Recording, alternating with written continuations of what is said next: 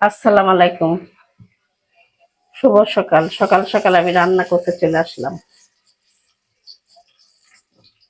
আমি আজকে রান্না করব মুরগির মাংসের বুকের অংশ।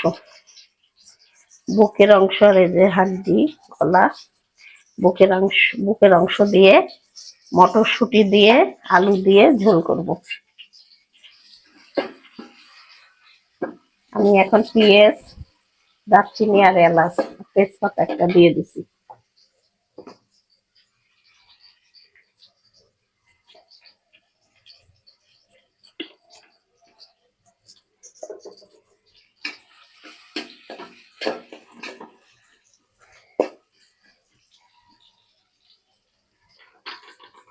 আমি এক এক করে মশলা দিয়ে দেবো। এখন দিয়ে দেবো হলুদের গুঁড়া,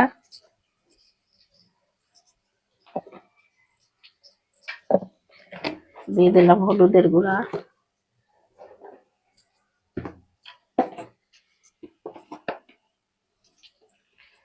দিয়ে দিলাম জিরার গুঁড়া,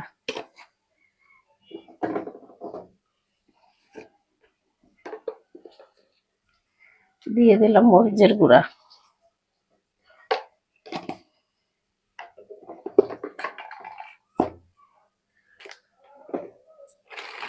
দিয়ে দিব লবণ, দিয়ে দিলাম লবণ। এবার আমি দিয়ে দেবো পানি।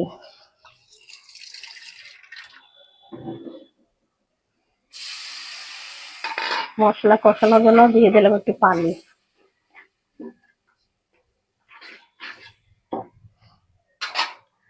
এবার আমি দিয়ে দেব আদা রসুন বাটা, দিয়ে দিলাম আদা রসুন বাটা।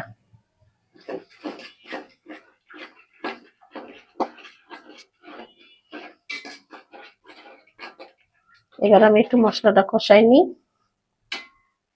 তারপরে আমি মাংসগুলো দিয়ে দেবো।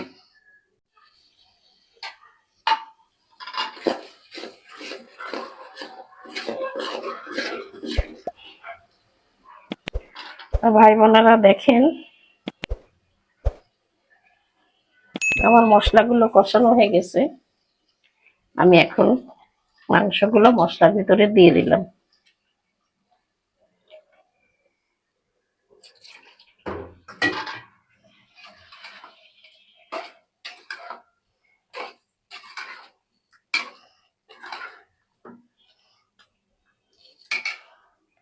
এর সাথে আমি মটরশুঁটি গুলোও দিয়ে দেবো। মটরশুঁটি আমার ফ্রিজে রাখা ছিল, এবছরের গুলো না, গত বছরের মটরশুঁটি। এই বছর তো এখনো ওঠে নাই, ডিপ ফ্রিজে ছিল আমার মটরশুঁটি। আমি আবার একটু ঢাকা দিয়ে দিই, পরে আবার আলুগুলো দিই।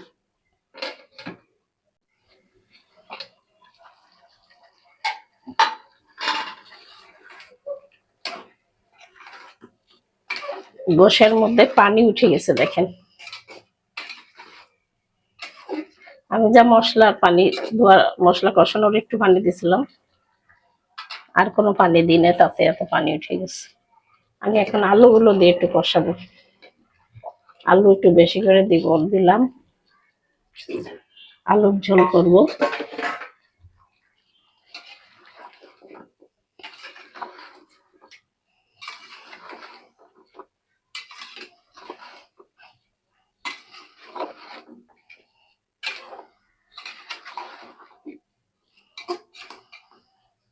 এখন আবার একটু ঢাকা দিয়ে দিই, পরে ঝোল দেবো। আলুগুলো একটু কষানো হোক।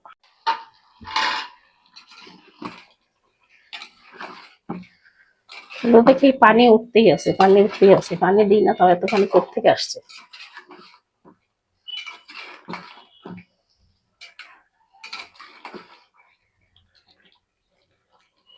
আমার কষানো হয়ে গেছে, আমি এখন ঝোল দিয়ে দিই।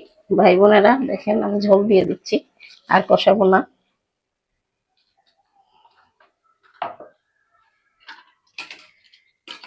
দিয়ে দিলাম ঝোল। তা মটরশুঁটি দিয়ে এইভাবে আপনারা মুরগির মাংস কেউ রান্না করে খাইছেন কিনা বলবেন কমেন্টে।